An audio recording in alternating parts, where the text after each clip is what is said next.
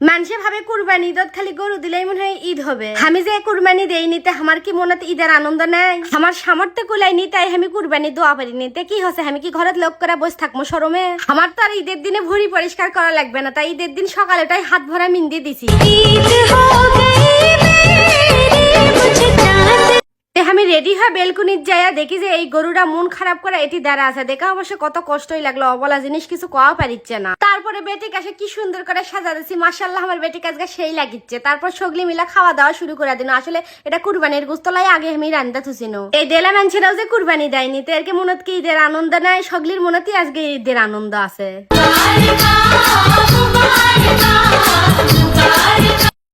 তে আজকে আমি জীবনের প্রথম আমার শাশুড়ির থেকে ঈদের সালামি নিমো। তে আমার শাশুড়ি করছে আগে সালাম করো তারপর তোমাকে সালামি দিমো। আল্লাহ হায়াত দারাজ করো, আল্লাহ মনের আশা পূর্ণ করো, বাইসা রাখো।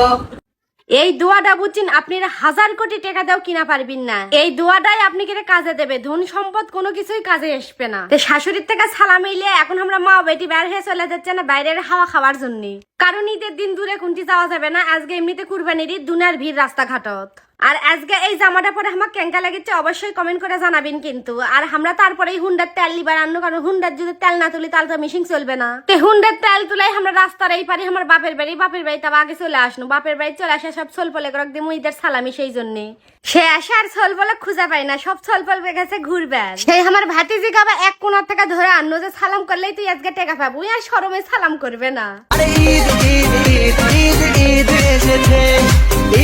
এই ঈদের দিনে তো সালামি করে সগলি সালামি আদায় করে, আর আমার ভাস্তি মনে করি শরম একেবারে গলে যাচ্ছে।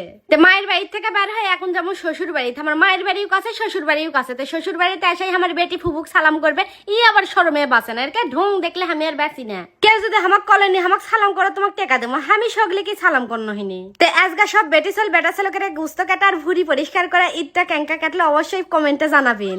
আমার ঈদ আলহামদুলিল্লাহ মেয়েলা ভালো কাটেছে। মেশকা ঈদের থেকে আমি কম আমার কুরবানি ঈদটা বেশি ভালো কাটছে।